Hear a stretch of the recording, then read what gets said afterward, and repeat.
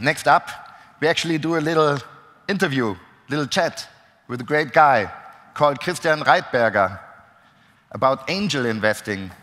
And the reason why we do it is because we need more angels in this country and the rest of Europe and the rest of the world. And you are pretty experienced. Do you want to stand or take a little seat? Let's. You here and me here? Okay, good.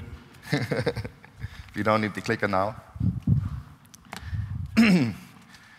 So tell me, you are a VC and an angel.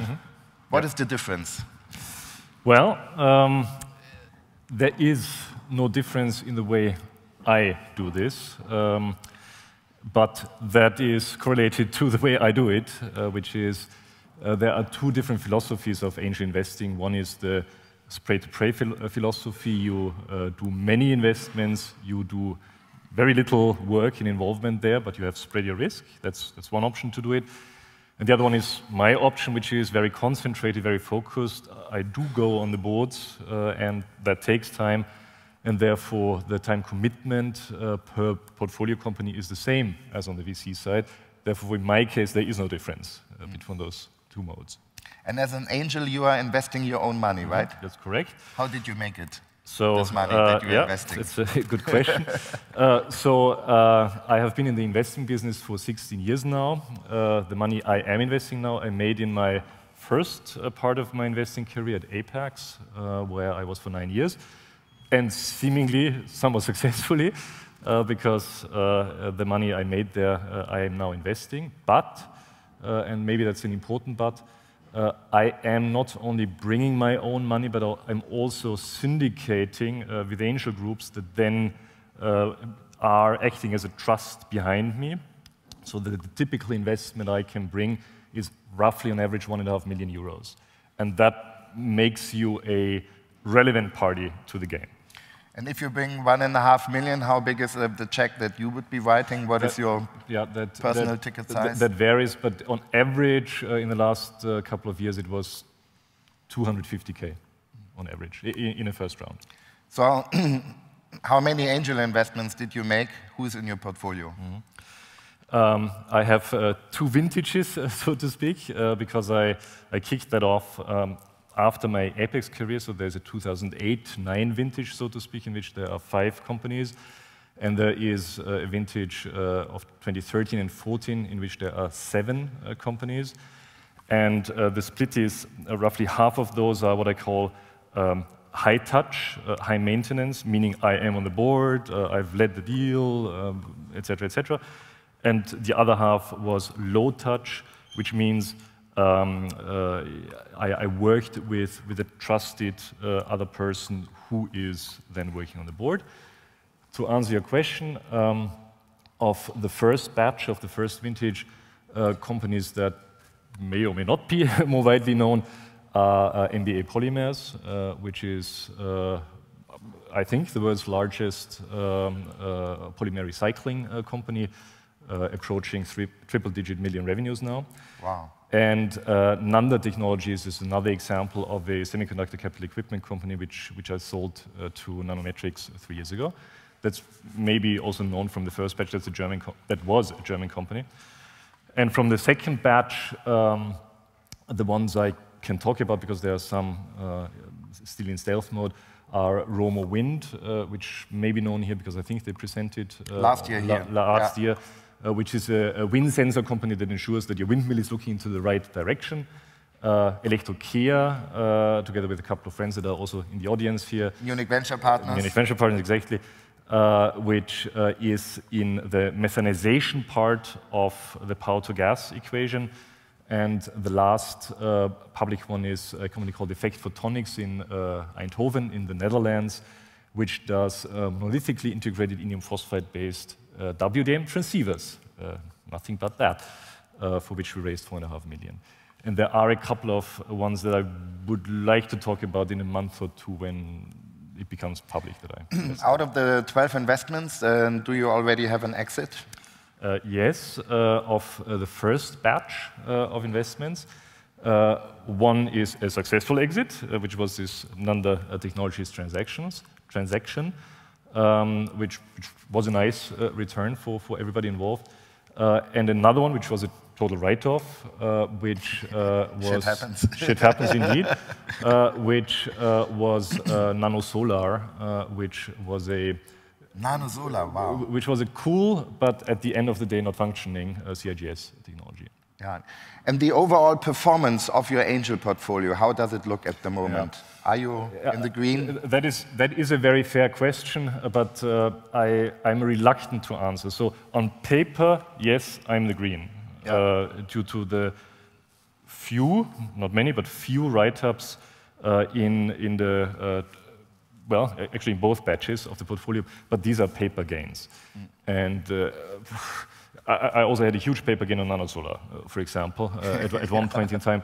So it's, frankly, in this business, this is too early. My average portfolio age is 2.5 years at the moment. That's way too early to judge. Now I have a very interesting question for you, because most of the VCs in this room and wherever, they are not allowed to invest on the side by their LP agreement, by the LPA, right? Yeah. How did you manage to get this permission to do parallel investing? Very valid question, and the answer is very simple. So I spend half of my time with Wellington Partners, which is a Europe-based VC. We have 3 investment platforms there: life sciences, digital, and hardware or resource efficiency. We have funds doing new investments in the life sciences area and in the digital area. We do not, at the moment, have a fund doing new investments in the hardware/resource efficiency area. Therefore, there is no conflict of interest for new investments. If we had a fund, there would be a conflict of interest, and it would be impossible to do that. But it's due to the fact of focusing on the portfolio in the hardware. So it's a different sector. If you want, it's a different sector in the sense of the new investment activities of Wellington at the moment. Yeah, and this is really where you have your passion, right? In the resource efficiency and hardware sector. Yes, I'm afraid that's true. I would call it advanced technologies, because I also have an investment in a super cool software company, an artificial intelligence software company, which is still in stealth here in Berlin, by the way. So I'm not wedded to hardware, but my selection criterion is it has to be really cool. And unfortunately, I'm a physicist, and those guys are drawn to material things. How do you find the companies that you invest in? Because as an angel, you are one of the first investors ever. Yeah. How do you get to know them? Yeah.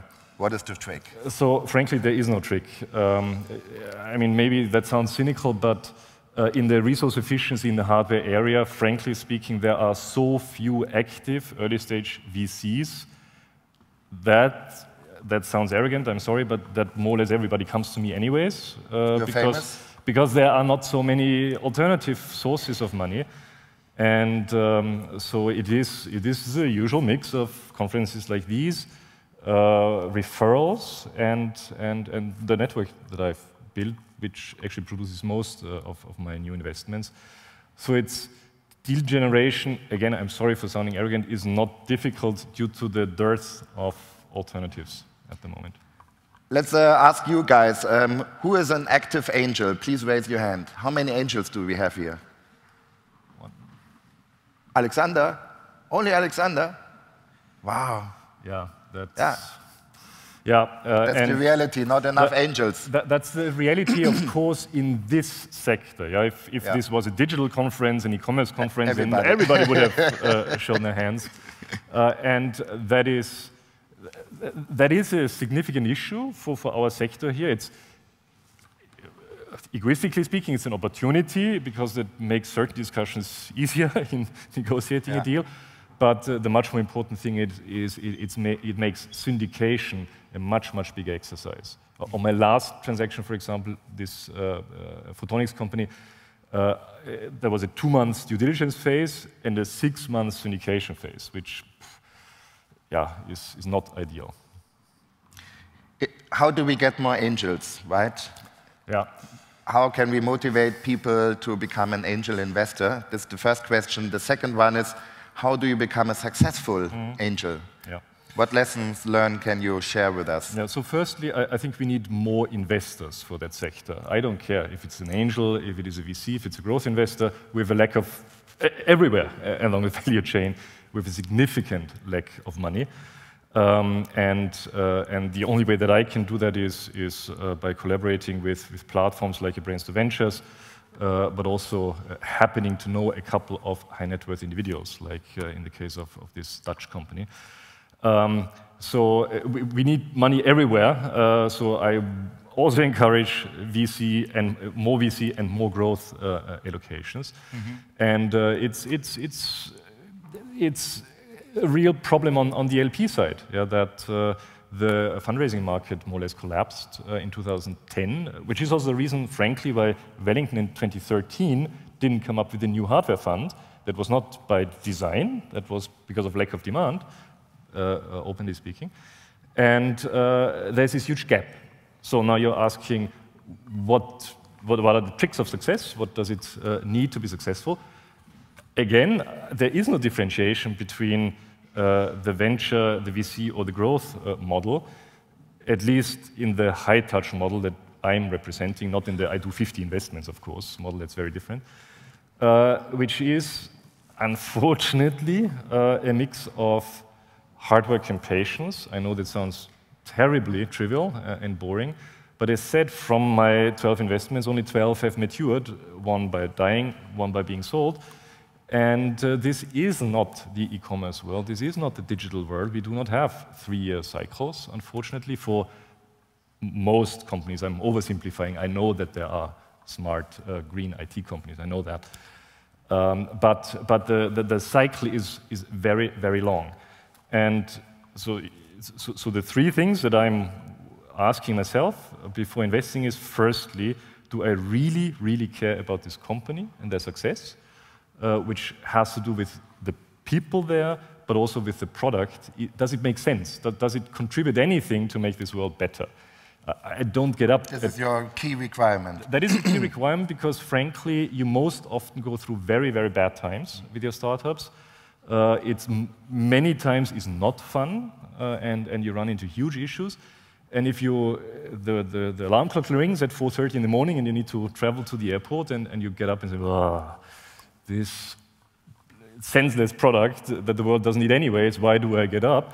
That's a hard motivation. Yeah? So it really needs to make sense. That's number 1. Number 2 is, and that's the most difficult factor, is there needs to be a financing path for the company, not in a stellar, everything goes right scenario, but in a medium case, some things go right, some things go wrong scenario. And by financing path, I mean, I need a big enough syndication base at the start. Each of these guys must be capable of having significant reserves to follow on. I need to know who will be the next 2 investors, and I really need to have this path laid out. For many, many companies, that is unclear. That can't be predicted, because it's an 8-year journey, and none of us has an 8-year foresight. So I restrict myself to companies where this is relatively predictable, and so far, luckily, I was more often right than wrong. Yeah. I was also wrong a couple of times. So that's the second one. And the third one is, in my model, which is not doing 50 and then not seeing those companies again, but which is a high-touch model, you need to find a modus operandi to stay involved. You either stay involved by always following on and keeping your shareholding, or you stay involved by making sure that there's some link, some people link that ensures that you will be asked when your help is needed. I have seen a case where this did not work out because big VCs came in, the management team was changed 3 times, and I simply do not know anybody there anymore, and so nobody calls anymore, which is a bit frustrating because you can't help, because you don't know what's going on. Yeah. So this making sure that you there is a good way to stay involved is a key requirement. So this is really interesting. I think it's fair to call it strategic angel investing. So basically, you look at the strategy of a company, the financing strategy, and because that is what many angels do not do, right? they are approached by a friend, by somebody they know, and they are asked for some money. And then they give the money, but they forget about the future. And to be honest, they can't do it if they have a portfolio of 50 small investments. How do you even remember the names of 50 small investors? I can't. It's the rule of thumb in my way of doing it is half a day per week per company. Half a day. So you can do the math when you are 10. Exactly. Exactly. That's it. No more. Yeah. And you have 12. Six high touch. 6 high touch. Yeah. And then syndication, because you never enter a company on your own alone. Correct. You always syndicate. Always. And when you syndicate, you are not looking for any co-investor that is flying around, but for the best you can find, right? The best possible co-investors for this company. In 2 dimensions. One is in terms of value add for the specific company, but frankly also in terms of the follow-on capacity and the understanding that follow-on capacity will be needed because things will go wrong and there will be follow-ons and you can't bail out. I've lost companies because people bailed out on me. All of my co-investors bailed out on me. That was a very expensive lesson to learn.